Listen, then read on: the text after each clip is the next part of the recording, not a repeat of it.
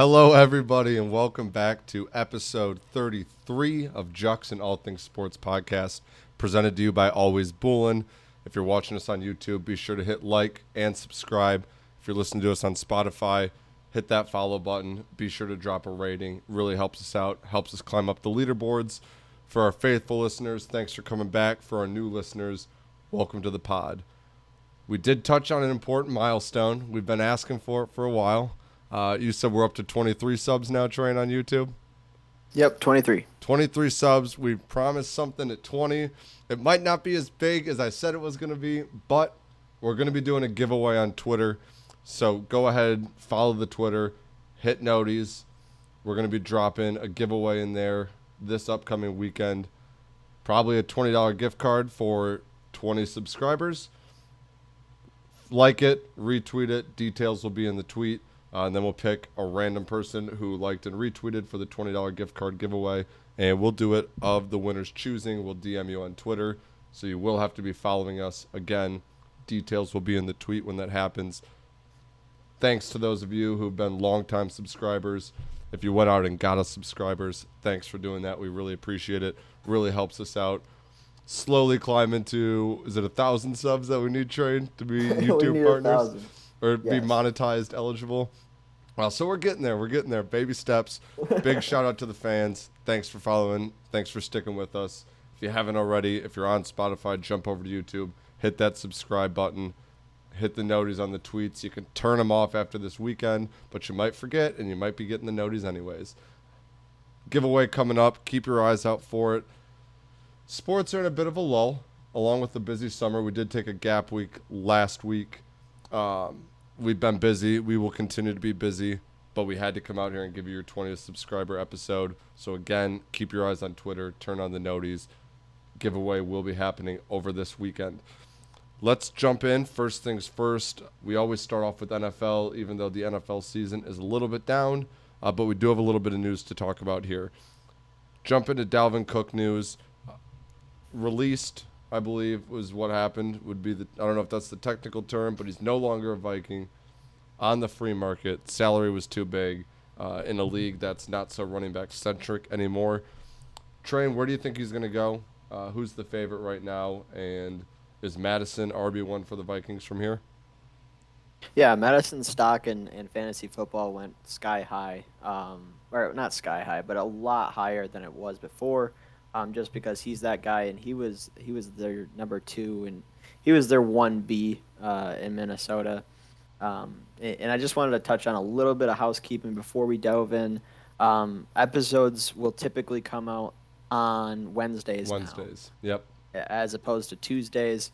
Just dropping that in there, so you all know. But the Vikings kind of switched up a lot of things, offense and defense. They're basically rebuilding after having a 13-win season, which is kind of strange. But I don't know exactly where he is going to go, but I know he wants to team up with D-Hop. I don't know how likely that is how likely that is to happen, with both of them wanting a good chunk of change. I know it was mentioned today in one of our chats that the Jets were kind of pursuing him. I can't tell you for sure if that's going to happen. They got Breece Hall, a young guy, Michael Carter, a fairly young guy.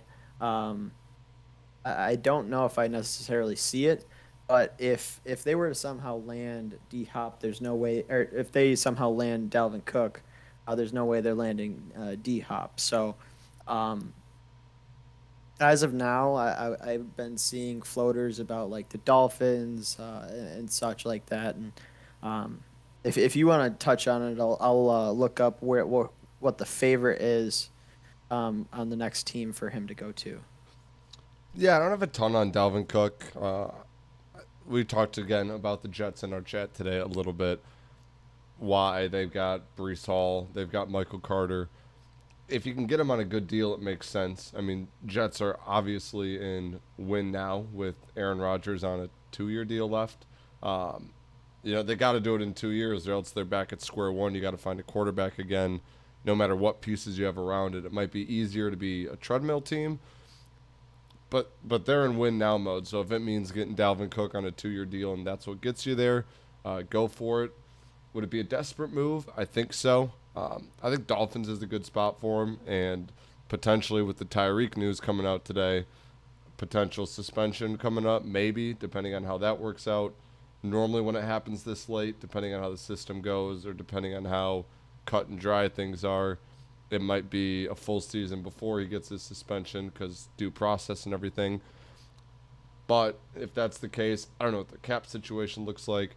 They could be a team who land D Hop and Dalvin Cook if that's the scenario they need to go for. In terms of wanting money, I think Dalvin's got to want to go for the money. The way running backs are, they got to get their money when they can. Dalvin Cook's already made some, but there's still certainly some ego to it, and you need some of that. Maybe he takes a pay cut to go somewhere to win. Maybe the goal is, all right, I just want to go out and win, take a nice vet min deal. I think if the Jets are looking for someone like that, Zeke might be someone who takes less money than Dalvin Cook. It can still give you some touches. Dalvin Cook seems like a reach for the Jets just to try and put another big name on the roster. But yeah, that's kind of what I've got on Dalvin Cook. I mean, we'll see how it shakes out. We'll see if he goes for big money or not. Maybe someone's willing to give him big money and he takes that. Maybe he wants to win. What do you got for us? The favorite is the Dolphins, and then the second. Sorry, my screen went black. So the favorite is the Dolphins. The Broncos are in second at plus 600. So it looks like, in terms of sports books, he's going to the Dolphins. And then I don't see anywhere on D Hop's next team. The Dolphins are at plus 3,500. So, I mean, the Dalvin Cook wants to team up with D Hop, but who doesn't? Who doesn't want to team up with them? So yeah, that's what we got on a couple new things. Minutes before we started here, police investigation of Tyreek Hill is finished. No criminal charges filed per Pro Football Talk. So it was, what was that? What was it at? Like a marina assault charges or something like that? I didn't read anything about it. I guess it's okay. I guess it's okay. Everybody gets a little feisty at marinas, dude. Yeah. It's a shit show at those things.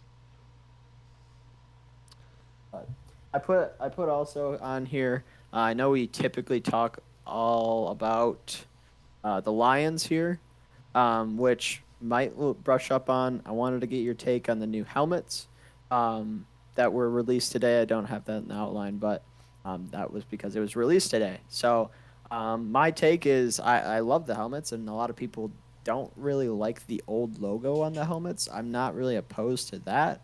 I was more like, and it obviously makes sense after knowing they can only wear them with our gray jerseys. I don't think it looks too great with the gray jerseys, but I think once we can use these helmets on like an all-white jersey and uniform, it'll look a little bit better, look clean. But I don't hate it. A lot of people absolutely hate it. But it looks pretty clean. And if it wasn't for just the grays, then I would like it more. I thought Ham's take was spot on with it, and it's pretty similar to what you just said. And rules are rules, but also, like, it's the NFL. They're adults. Let them wear whatever uniform they want with whatever combo they want. Just have them, like, submit it 3 days before game time and let the other team approve it and be like, yep, we won't be confused by that. It'd be way more fun. Let teams wear what combos they want. Like, you're starting a game in Madden. You can pair any helmet with any jersey, with any pants, with any socks. As long as the other team's like, yep, we're fine. What's the big deal? I think the helmets are sick. I love that old Lions logo. I like that color blue they used. I think it would look sick with all whites. But rules are rules. It's tough to complain. New unis coming out next year. So hopefully they can pair something with that, with the helmet. And I'm sure they will. I'm sure they'll design around it with the rules being the way they are. So I think good things to come. I like the base. It sets up what could be a really sick alternate next season with new jerseys. So I think if you're a Lions fan, you should at least be excited to see that come out. Maybe something to look forward to, even though it's the end of next year, and you got a fun season to look forward to, anyways. But yeah, I think the helmets are sweet. I don't think they look great with the all grays at all. But again, rules are rules. I'm sure that I don't know how often you can come out with a new alternate helmet. I don't know what the rules are on that. We'll be using them twice this next season for people that don't know, against the Raiders at home Monday Night Football, as well as the season finale against Minnesota. So Yeah, we'll see it by, I think, week 8. I'm sure the plan is to design the new alternates around the helmet, and the helmet was kind of their starting point for that. And it is what it is for this year, I think, is part of it. And also, what Ham said, what matters is how they play in the new helmets. So Yeah. if they go 2-0 with the blue helmets and the gray Never take 'em alternates, then what are you going to do? Can't complain. You also got Jags OTAs on here, Jags rookies. Lot to dig into on here, but also not at the same time. OTAs are OTAs. Very rarely does someone go like, "Oh no, our first round pick stinks." Everyone looks good with no pads on, running simple drills. They've been doing it for years. The reason they got drafted where they got drafted is because they did these same drills in a combine and looked good. That being said, I mean, I'm still excited for Anton Harrison, and that's the highlight of the class. We were a fairly solid team last year. You've got your quarterback. You bring in Calvin Ridley. The question mark is the defense, which they returned a lot of guys on, returned a lot of young guys on, and we got some exciting draft picks. Vontrell Miller was someone who I was questionable with at the draft, but OTAs are like, oh yeah, he looks phenomenal. It's who Bulky wanted. They couldn't believe we got him in the 3rd round. But you see that everywhere, so I'm not putting a ton of stake into it. I think Anton's been looking nice. He's been doing his drills, especially with the Cam Robinson suspension pending, which is whatever. I'd rather he doesn't play anyways, but what are you going to do? He's paying him $30 million. Anton's fun. Cisco looks bigger. I know he's not a rookie this year. Antonio Johnson should be fun. I'm thinking they move him back to safety and give Cisco a chance on the inside for the slot with his new size. And I think that could be fun. I think it's going to be a fun year for the Jags. You can touch on Brandon Strange, but again, it's same old, same old. We got who we wanted. We thought he was the best tight end at the board when he got to us. Or else they wouldn't have picked him if they were like, oh, we thought Darnell Washington was better, but we just decided to take Strange. I'm not knocking Darnell Washington. I'm just saying that's a guy who I would have been really excited about if the Jags picked him. But they're not good. They picked him there because they thought he was the best tight end at that spot, and we needed a tight end. He's been looking super athletic in OTAs. He's been catching passes. But again, no pads, no coverage, no tackles, hardly a defense set. He's just running open routes. But he's looked crisp. He's looked fine. You're hanging on to that little thread of something in this NFL dead zone that we're digging through. But we're getting there. We're slowly trotting through. We got, what do you got here? 79 days until NFL kickoff.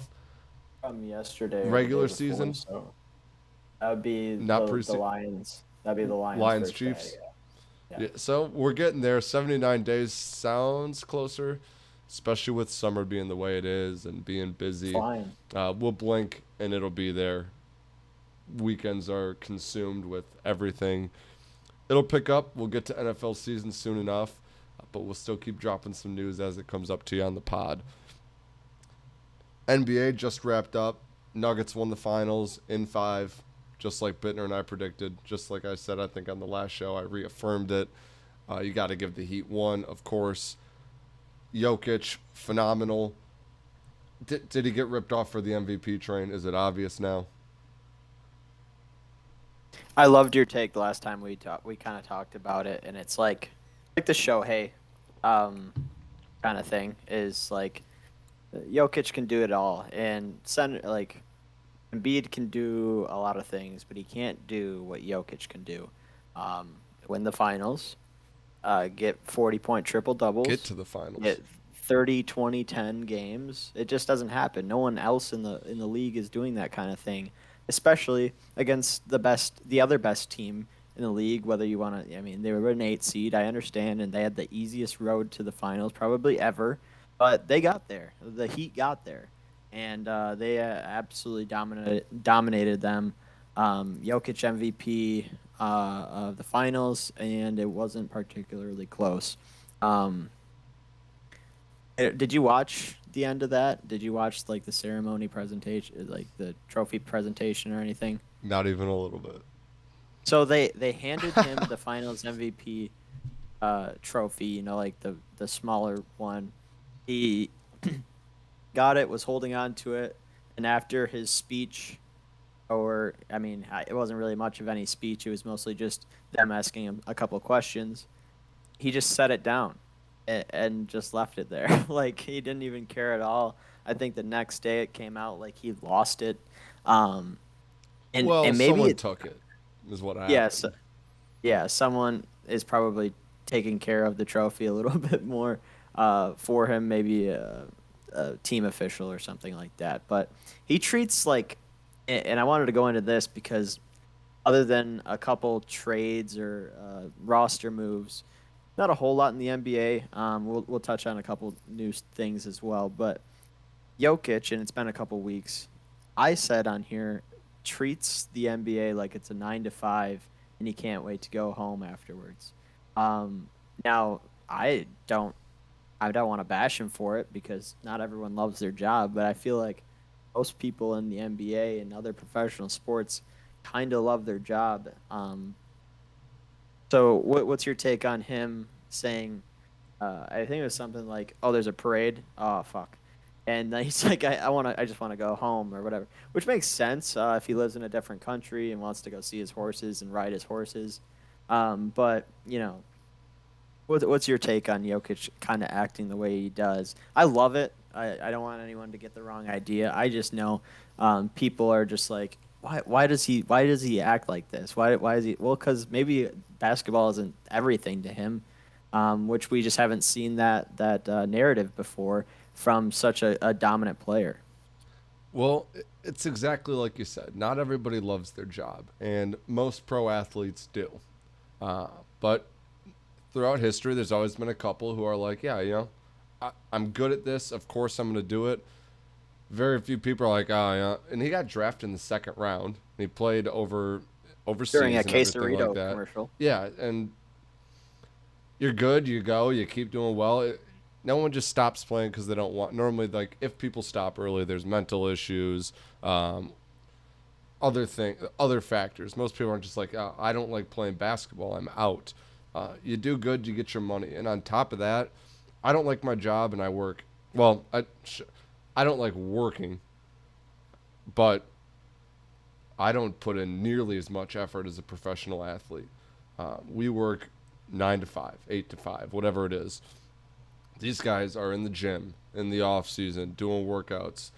They got to watch their diet all the time. They got trainers. They got schedules. They're flying across the country.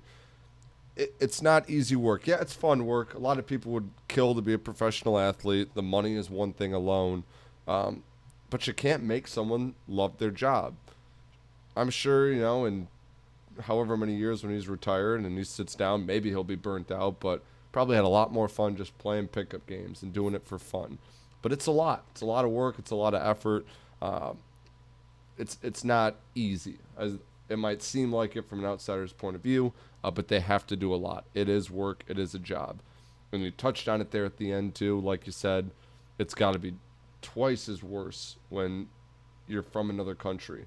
These other guys, their family can come to more games. You can see them on long road trips. You can fly them out, get them hotel rooms. It's not as easy for him to bring his family out. If he's got a dead time, like over All-Star break, he can't go home for the weekend.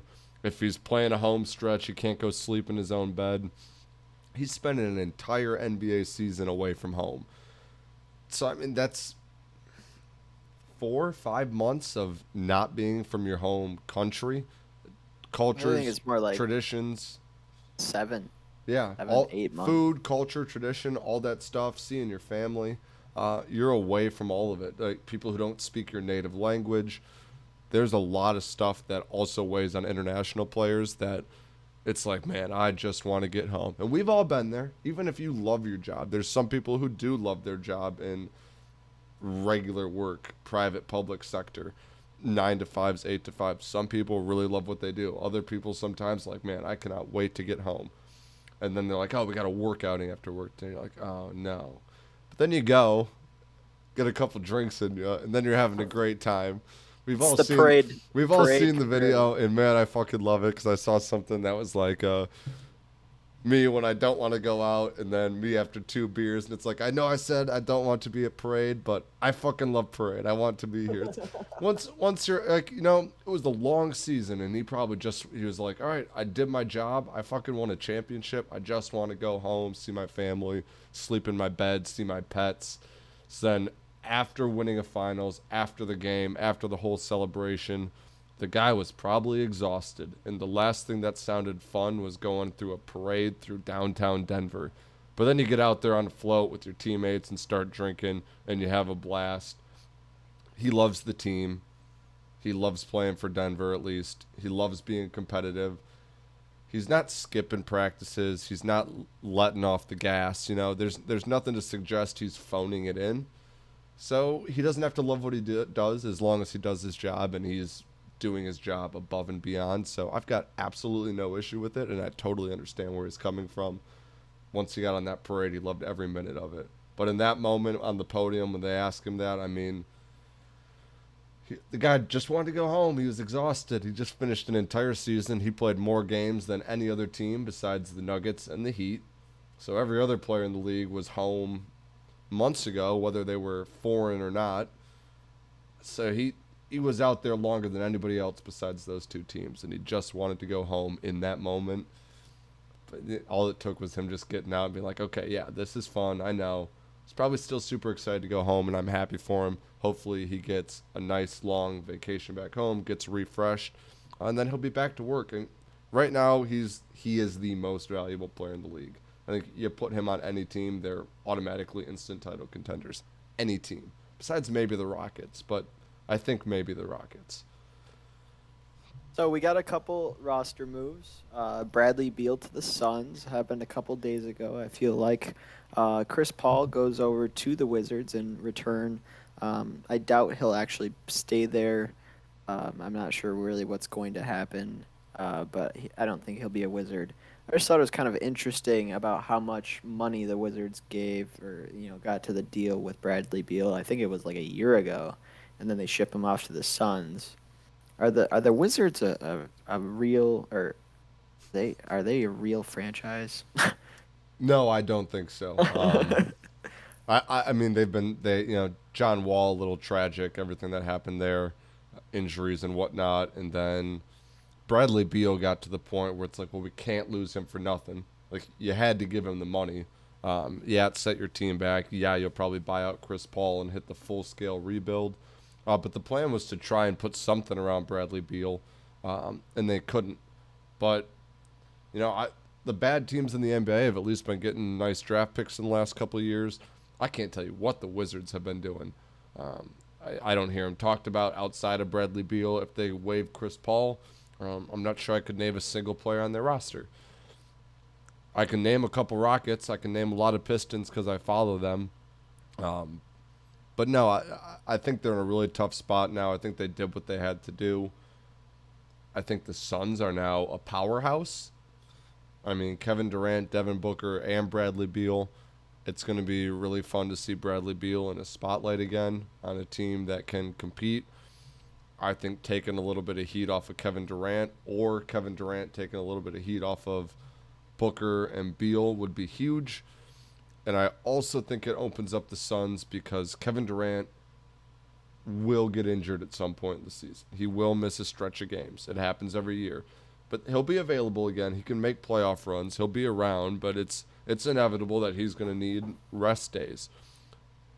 Bringing in Bradley Beal lets someone else be on the... Then you got at least two guys who can continue to do something.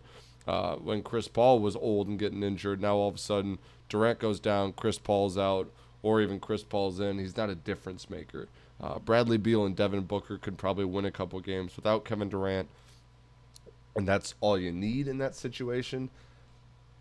I think outside of the Nuggets, I think Suns got to be title favorites next year after this trade. Yeah. So you said you didn't really know who was on the Wizards. Another player that was on the Wizards, Kristaps Porzingis. He was on the Well, Wizards. he was at the beginning of today. The Celtics are working on, or maybe it has been completed. I believe it has been completed. The Celtics are working on a trade to acquire Kristaps in a three-team deal that sends Malcolm Brogdon to the Clippers. So whatever the Wizards were working on, completely over with. Obviously, it did not work out. How does Kristaps, was who used to be a dog, it felt like, and just kind of fell off the face of the earth, maybe because of the teams he was playing on, not sure. But how does bringing him to Boston, um, this team was basically a favorite to win almost all year. The Celtics were. How does that change the dynamic with the Suns in the West and the Celtics in the East? I think it is a little bit Kevin Love on the Heat esque. A little bit of injury prone guy, but still a good ball player. Has always been a good ball player. Can stretch the floor, can shoot. But again, it gives the Celtics a little bit of cushion. You got Jason Tatum. We'll see what happens with Jaylen Brown and Marcus Smart. But if someone goes down, you got Kristaps around. If no one's down, you can wait and see on Kristaps. You can give him rest days. You can use him when you need him. The way the NBA is trending now isn't about winning the regular season. It's about making the playoffs and having a healthy team when you get there. Teams will bench starters and lose games, they're not going to try to lose games unless they're tanking, but they're okay with losing regular season games as long as they make the playoffs and as long as they're healthy in the playoffs. Kristaps just gives them another guy. It gives them a little bit more flexibility. You can give him rest days. You can use him and give Tatum rest days. It might have been a little bit of early, soften the blow if Jaylen Brown gets dealt. Again, we'll see what happens there. But I like it for the Celtics. Why not? It's a good swing. I don't think he's as washed as Kevin Love was on the Heat. He had good playoffs. Kevin Love is a role player, but I think that's what it is. I think it's a Kristaps role player. And if you're getting Kristaps as a role player, I love it. If you're getting Kristaps and expecting him to be New York Knicks, Kristaps Porzingis, look again. It's not going to happen. The days are behind him. The legs are gone. But he can still shoot. He can still stretch the floor. And it's another distraction out there. It's a name. It's a fun name. It's a fun market. I think it does a lot for the Celtics. Maybe it gets them over the hump. I don't know. It's tough. The Celtics were kind of Bills-esque this year in the NBA. Favorites to get there at least, maybe to win it all. So maybe this is the move you got to do to get past that. But when you have a season like the Celtics had, when you're favorites, you're supposed to win it all. You got Jaylen Brown, you got Jason Tatum, you got Robert Williams, all these guys, and you can't get by the Heat in the Eastern Conference Finals. Yeah, right? Heat beat the Sixers, yeah. He beat the Celtics? How far did the Celtics make it in the playoffs? I think you're right. I think it was going to be a Lakers Nuggets and Celtics Heat, and the Heat and the Nuggets won. Okay, yeah. So maybe it gets them over that, but it's kind of a disheartening blow to Celtics, and they might fall apart this year. If they lose Smart and they lose Jaylen Brown, Kristaps isn't going to be anything on the Celtics. Probably going to have to overwork him with Jason Tatum, and he'll get injured, and he'll stay injured all season long. If you keep the core together and Kristaps is a role player, great trade. It elevates this team. On to, it seems like a fan favorite for a couple of you guys, right? NHL? Couple NHL viewers, fan favorite. I'm working on the knowledge. Knights won. In 5. Knights 1-5. I think I said Panthers in 5, unless I did end up going with the Knights. No, you said Panthers. Maybe you said Panthers. I'm not sure. I knew Maybe I wanted 7, the Panthers to win. 6. I had Knights in 7. It wasn't. I watched it. I did try to watch these games, but man, the other than the one that I bet the under on, and we'll get into it when we talk about wager wheel bets, it really wasn't that close. Any of the games. I mean, the Panthers, when they did win, was a close game. Um, but I mean, pretty uneventful for especially a guy that doesn't really watch all that much hockey. And maybe it was a great series, but No, if you had to ask a guy that really follows hockey that well, I don't think it was. So it that's what seemed I got. I know you got a little bit more for us. Maybe touch on the actual Stanley Cup series itself, as well as some Red Wings. yeah, yeah. So the Stanley Cup, as fun as playoff hockey normally is, it looked like the Knights were just out there playing pickup games against these guys. And Florida was not the best team in their conference. They notoriously upset multiple teams on their way there. Knights are kind of a juggernaut. It's a little upsetting. I touched on it earlier. This was an expansion team a couple years back, and now they've got 2 Stanley Cups. It's a little frustrating when you're sitting here watching a rebuild for your team. But Stevie Y's got it under control. We're fine. We're good. But yeah, I had this on more than I had NBA Finals on. But I'd watch until like the second period, and then it was like 8-2, and I'm like, all right, what am I doing? It was. I don't want to say it was boring because it was exciting. But it was like regular season hockey. At a certain point, I'm like, well, what am I watching this for? The Knights are gonna win, and I'm not a Knights fan, so I didn't care enough. Fun for Kangas. I'm sure he had a blast watching it, but it was blowout after blowout. Besides the Panthers game, Knights looked dominant. I don't know how someone's going to catch them. Their roster's good, but it's not great. They continue to put a good product on the ice, well-rounded product. And in hockey, you can have a great first line, but it's second, third, and fourth lines that bring you deep. You look at the time on ice for some of these teams, outside of defensemen, which Knights have good defensemen. They're on the ice most because you got 3 lines of 2, so 6 as opposed to 3 lines of 3, 9, fourth line 12 when they get out there. But you got to have depth. It's your second, third, and fourth lines that are going to win you games, and the Vikings have depth, or the Knights have depth. I don't know where I got Vikings from on that. But they had it. It's a well-rounded roster. It's how Stevie Y won championships in Tampa Bay. Hopefully that's what we're looking to do with the Red Wings coming up. But they're a good, solid, well-built team. Speaking of my team in the Red Wings, Hammy's been duped on it twice now on Twitter. He's getting a little upset. There's been DeBrincat rumors. He's going somewhere. Hopefully he's going to the Red Wings. I got another ESPN article today that was like 5 trades that make sense, and DeBrincat to the Red Wings was one of them. He apparently wants to come here. There's other teams in the mix. I hardly care what the package is. I just need it to happen.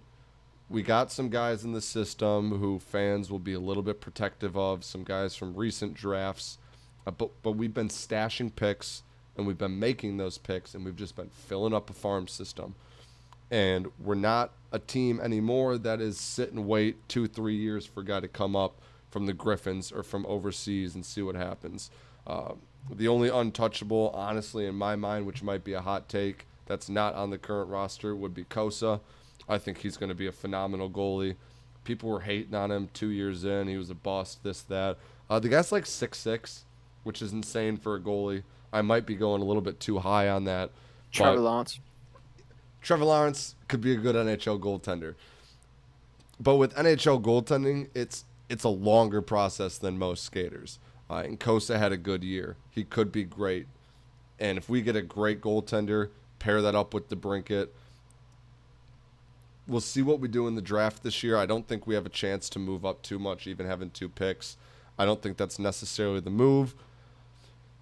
Maybe we use one or both of those picks to get DeBrincat. I think it's worth it. Again, I don't want to sit around and wait for another project for 3-4 years. We need a guy who goes out and gets 30-plus goals a season, hands down. We need a sniper. DeBrincat is that. He's a winger who can snipe for you. Buy a center in free agency. Get some veterans. You got some guys in the system.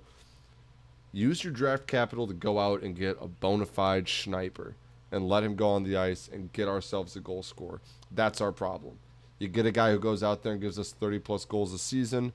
Pair that with Mo Sider, Lucas Raymond, Dylan Larkin. We got the pieces. On top of that, I think it opens up more for Lucas Raymond. Less, if DeBrincat's on the ice, they're going to take a little bit of pressure off Lucas Raymond, let him be him. I think it would open up the offense. Again, you're getting goals. It's like, if you ever seen Moneyball in baseball, it's all about buying runs. It's not necessarily that cut and dry in the NHL, but if you get a chance to buy 30-plus goals, you do it. I think Stevie Y is going to bring it home. I really do. Now, my socials are directed towards giving me NHL Red Wings stuff, so I see more DeBrincat rumors there than anything else. But insiders think it makes sense. Random Twitter accounts think it makes sense. The guy who's duped Ham twice thinks it makes sense. If it happens, I think we're going to lose Hammy for the day. He might just take off work. It's that big of a deal. If you're not a hockey person, the Wings landing DeBrincat takes us from fringe contenders to potentially winning our division. You just got to get a great goalie on top of that. We've got two mediocre guys. But one of them performs well. Kosa figures it out. You get one or two guys who come up from the system. Let Stevie Y be Stevie Y. Bring the Cat to Detroit. We'd be we were already a fun team this season, and we weren't even that good. You bring Cat in. Really fun team. Really fun team coming up. If that happens. I think it will. I have no sources or anything, but I've got as much sources as the guy duping Hammy on Twitter. So I think it happens. I think we got a chance. I think it'd be so fun. Oh, kind of forgot about it. NBA draft is tomorrow. Yeah. Didn't even say anything on We it. did not even mention it. I don't know what I would say on it. I got stuff to say on it. I've kind of heard a few things, but 5 in the NBA when we were expecting 1. I don't even like thinking about it. Literally the worst possible scenario. That's as far as we were allowed to drop, was 5. Right, and I just don't know. I thought We have 2 picks in the Reem first was going to round? break a TV. We have 2 first? I don't think so. I think we have our second rounder is basically a first because it's 31. Okay. Yeah, I don't know. The Touch on Wings it all you do. The want. Wings have 9 and 17. Go crazy. Well, if we stay at 5, who do you want us to take? I've been hearing a couple things, and let me look it up. Reports are trending that we want to move back. Yeah. The with rumor is we Jazz. get 9 and 15 or whatever it was. Yeah. Maybe that happens. I don't know if I love it. Again, the Pistons are almost in the same situation of I don't want 2 new first-round guys. It's a little bit different in the NBA. NHL is a little bit closer to MLB in terms of you draft a guy and typically stash him for a couple of years.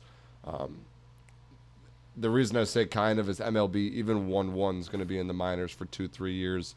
1-1 in the NHL, especially this season, Connor Bedard. They're typically ready to go next season, if not the year after that.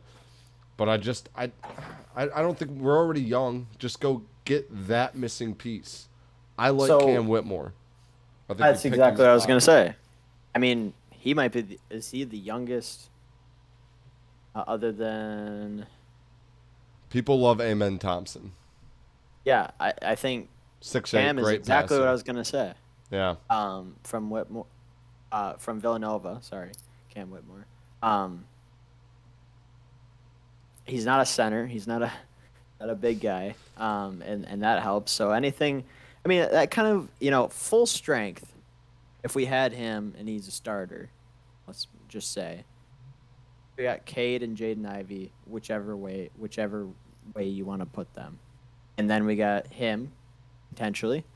And then Jalen Duran and James Wiseman, James or Wiseman, is Bagley, Beef Isaiah Stew. Stewart.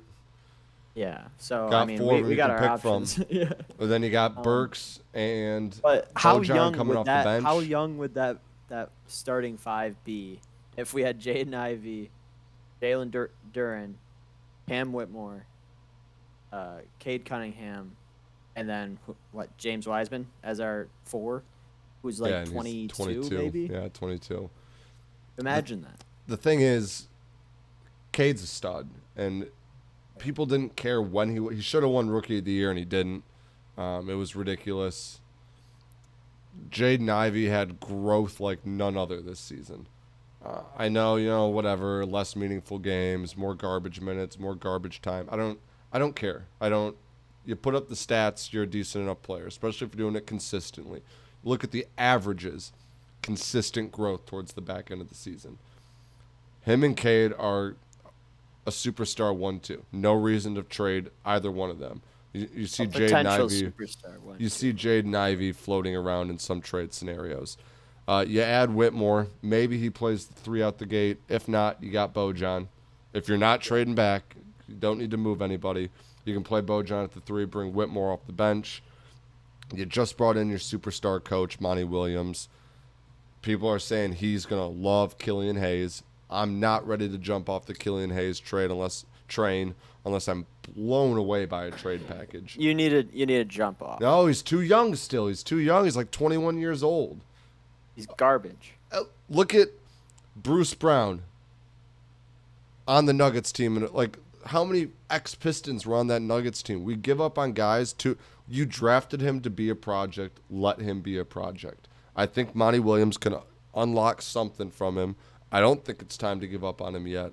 I still like Killian Hayes. You bring him off the bench with a Cam Whitmore and a James Wiseman, maybe a Beef Stew, depending on how you do your starting 4-5s. Add one or two veterans in the offseason to shore up the bench.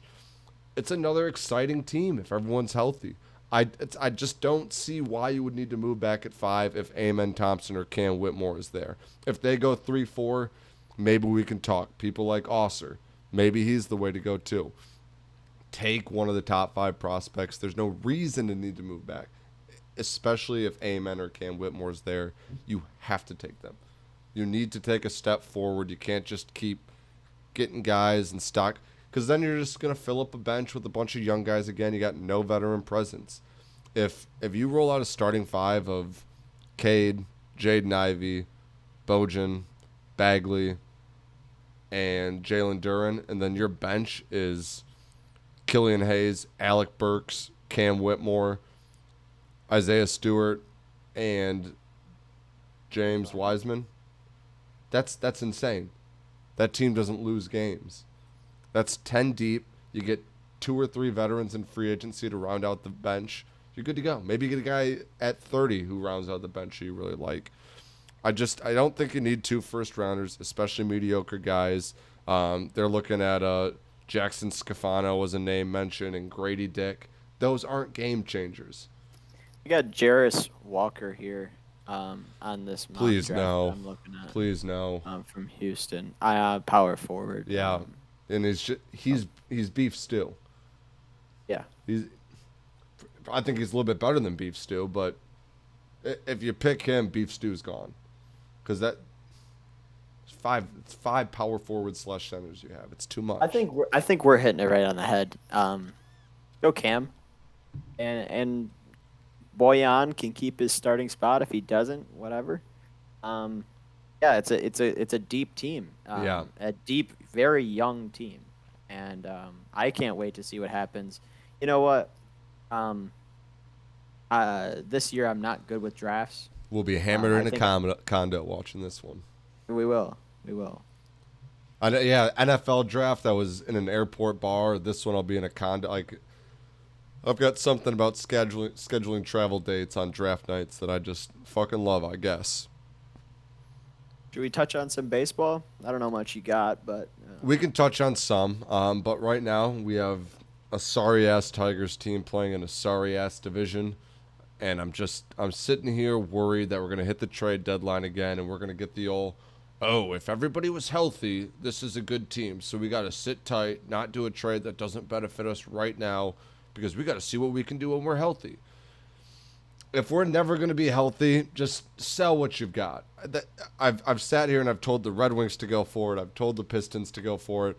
The Tigers with the new GM, it's gonna take some time. Maybe we reevaluate some things. Don't trade Riley Green. Don't trade Torkelson. If Erod can come back and throw 2 starts and still look good, get rid of him.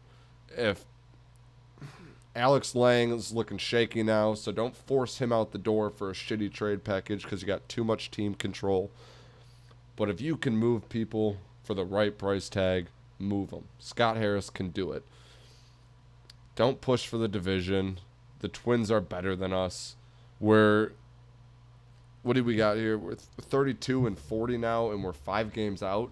I read something like the Twins were like 35 and 40, and they're in first place, and the Red Sox are like 48 and 45, or however the math works out, and they're in last place in their division. The leader of our division is under 500. Don't let that make you think that this is a competitive team. Yes, it's a weak division. Yes, we should have capitalized a little bit more in free agency and maybe made a push this year for funsies, but you didn't. Stink. Pray that Javi Baez hates Detroit and opts out of his contract. Or this, I mean, we're trying. Everybody hates him right now, but Javi Baez plays better when he's got a chip on his shoulder and he's cussing people out. So we just got to make Javi Baez hate us, and then he'll play really good and he'll opt out of his contract. Maybe. He's got a lot of money. I don't think he does opt out. Erod's going to opt out regardless, whether or not it's I want to stay with the Tigers, but I'm going to opt out and get more money, or I'm going to opt out because I'm just going to go get more money somewhere else. Don't be fooled by a weak division. This team's not good. They've got prospects. They've got young guys performing well. Scooble's on his way back. Mize threw a bullpen. Well, he threw a light bullpen session earlier. He won't be back this season, though. Turnbull is no one knows. Scooble might be back soon, though. Green might be back soon. I'm trying to think who else is injured right now, but it's all over the place. And I'm hoping Scott Harris isn't Al Avila, and that's the thing. I keep coming up with an Al Avila mindset. Al Avila would come up and say, we got to see what we have. You know, we got too many injuries we were playing good when everyone was healthy. We can't break this up. If Erod comes back and is healthy and pitches well, he needs to be traded. Because at a deadline, starting pitchers with a sub-3 ERA, you can get a king's ransom, and I'm excited to see what Scott Harris could do. Last time we traded ace at the deadline was Justin Verlander. Daz Cameron no longer with the team. Jake Rogers leads the team in home runs, but is hitting 150. And Franklin Perez, who just had a rehab outing, and he was the headliner of the trade. He was a top 10 prospect when we got him. Injury. Now he's like 25, stinks, lost all of his velocity. So it's scary. 90% of the time you trade these guys and it doesn't work out, but you have to because you're going to lose him anyways, and he's not going to get us any closer to a division title or World Series this year. If I had to guess, I think the Twins turn it on here coming up, start to pull away with the division, and Scott Harris says, all right, fuck this, and starts wheeling and dealing. I just hope he doesn't touch any core prospects. I'd like to see him give some guys like Henry Malloy, Colt Keith, Parker Meadows some shots, but we'll see. Don't even get me started on the Austin Meadows disaster. I don't even know what's happening over there. That's what I got for baseball right now. It's really depressing. I think we turn a corner soon, though. I do. I probably won't contribute anything to baseball unless the Tigers start winning. I'm a fan of the Tigers, but that's about it. That's about it. I do have golf on here. Since the merger, you're seeing the guys back. They're playing the game of golf with the PGA Tour guys, and I haven't really seen a whole lot of controversy on the course or anything, which is nice. I think when Live started, um, we all kind of knew it was just going to merge back and with the PGA Tour. I think it's just how it happened is what we were kind of frustrated with. But 2 weeks ago, not this past weekend, but the weekend before that, I started. Hammy sent me all of his golf bets, and when I tell you all of it, it takes me about 20 minutes to type them all into the Barstool account. So um, he picked Nick Taylor to win the Canadian Open. Um, 4 playoff holes against Tommy Fleetwood, I believe. And he nailed like a 70-foot putt. Uh, Absolutely electric if you're watching it. If you had him to win like me and Ham did, you're screaming at the TV, you're screaming out the window, you're screaming everywhere. It was absolutely insane. Ham made me an incredible amount of money 2 weekends ago, and then we had some money this past weekend and a couple other golfers. Didn't make nearly as much money, but we weren't down. We made a few more units. And then now I'm just kind of back into golf. Maybe you put a little bit of money on a sport, start to watch a little bit more. Wyndham Clark wins the U.S. Open. I don't know if you've seen this, but Ricky Fowler, I believe, started using the putter his caddy was using because he liked the feel of it. And then Wyndham Clark also started using that same putter because he liked the way Ricky's putter felt. So now this putter from ages ago, because it's an old putter, it's an Odyssey putter or whatever it is absolutely sold out. Everyone's buying it. If they're putting like this, I can putt like this. So everybody's buying this putter. And I just thought it was a crazy story because he won with it. And who the hell is this guy? Kind of thing. So I don't know if you've been into golf or watching it at all, but I have. And it's fun, really fun when you have money on it. And when I tell you Ham, and I hope he's listening to this because this guy absolutely loves researching for bets. And if he'll the day after the tournament ends, he'll be searching the next day for the next tournament, looking for winners, looking for the best the guys to get at value, and he studies the fuck out of these bets. He has some website he likes looking at. I don't know. I'm not gonna drop it because it's secretive, and I'm sure he doesn't want to pay for it. But anyway, props to Ham on my golf winnings, and hopefully we do it again together this next weekend. Starts tomorrow. I'm pumped. I'm back into it. I think that's all we got for all the big name sports, unless you wanted to talk a little golf. I have been watching golf. I normally have it on in the background just because why not? I think it's a great thing to have on in the background. It's also a great thing to just sit and watch if you have money on it too. I'm not trying to knock it here. But yeah, I have been watching it, and I love everyone running out to go buy the putter because that's typical casual golf guy actions. It's, oh man, I'm really bad. It must be my clubs, or must be my shoes. Maybe I need a new glove.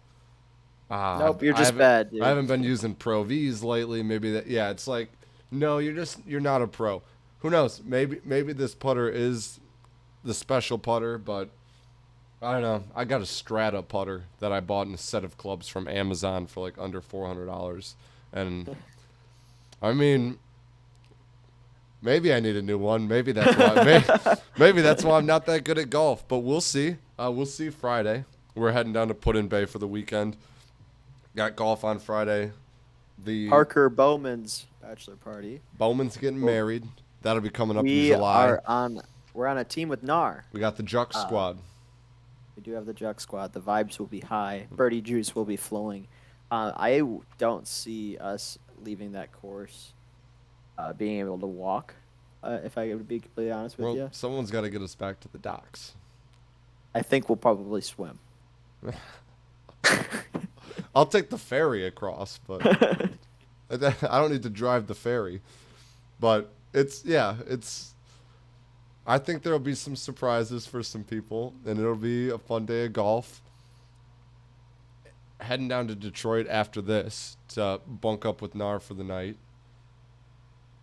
We were thinking about golfing in the morning, but I think we landed on just vibbing around. Um, but yeah, it should be fun. Should be a blast. I think it's time to jump into the wager wheel, everyone's favorite segment. Did you take a couple things off of there before we started? NHL, NBA. So I put like golf, NFL future. Okay, let's see. I don't Take know. these two off.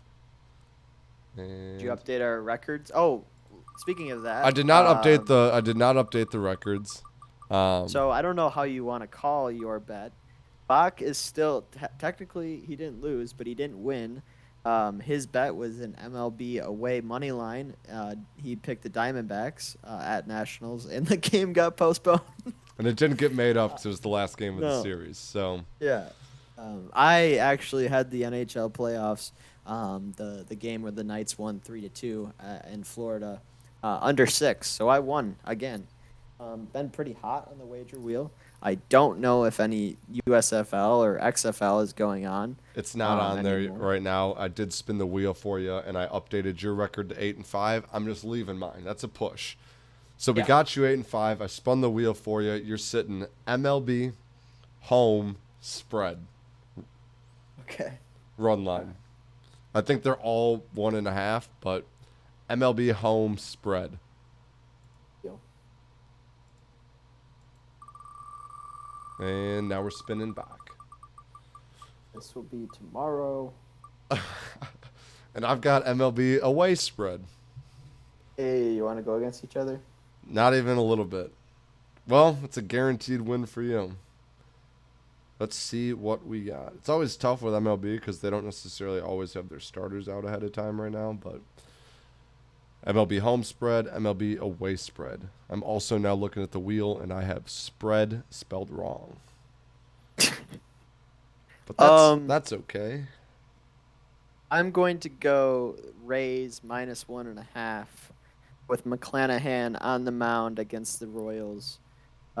Thursday, June 22nd, to be tomorrow. I don't know when you're listening to it, but it will be Thursday, June 22nd. McClanahan on the mound. -1.5 at -110. That's my wager wheel pick. And I've been pretty hot, so maybe maybe a little bit more on this one. I'm struggling with this one because I want to go with my fantasy pitcher, but that normally bites me in the ass. Blake, Yeah, I almost went against him because I hate him so much. he's been killing it for me. He's been a mean man on the mound. Or I take the Mariners and go because I got German pitching for me. So if I bet Mariners, maybe he has a great fantasy game. Or you're But- just fucked. I'm a man of the people. Blake Snell's been elite. I'm going to back my guy. I'm taking the Padres -1.5 against the Giants at the Giants. Padres away spread. Blake Snell on the bump. Give him to me. I have to do it. Am I going to get a -20 from Blake Snell tomorrow? Maybe. But I'm a pussy if I don't. That's my guy. He's been elite lately. Padres are huge. I got Juan Soto now as well on my squad.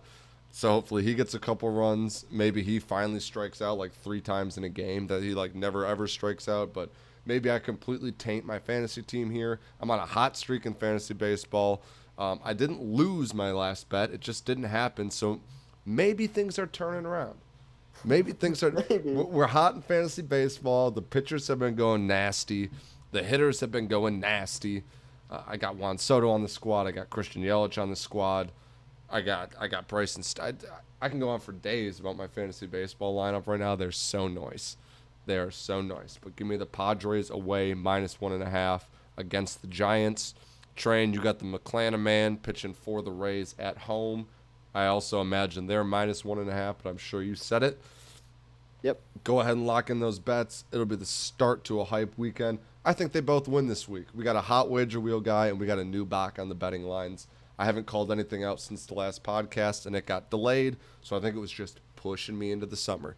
So I think we're back. I think we're all the way back. Thank you so much for listening. This was Juck's episode 33 in All Things Sports podcast, presented to you by Always Boolin. Again, shout out to subscribers. However, we would still love more. So if you're listening on YouTube, haven't hit that subscribe button, please, please, please hit that subscribe button. Drop a like. If you're on Spotify, drop the follow, drop a rating. Keep your eyes on the Twitter, drop a follow, hit that noti button. Giveaway details will be dropping this weekend at some point. Maybe we do the drawing live on the podcast next week because we'll at least have NBA draft talk. Yeah, maybe we tweet it out this weekend at some random time, and then we'll do the drawing, and hopefully there's more than 3 people. Yeah. Yeah. Keep your eyes on the Twitter. We'll do the drawing live on our next episode. Thanks again for listening. We love you all, loyal listeners. That's all we got for you this week. We'll see you after the weekend. And as always, we close it out with a good, hearty fist it, boys.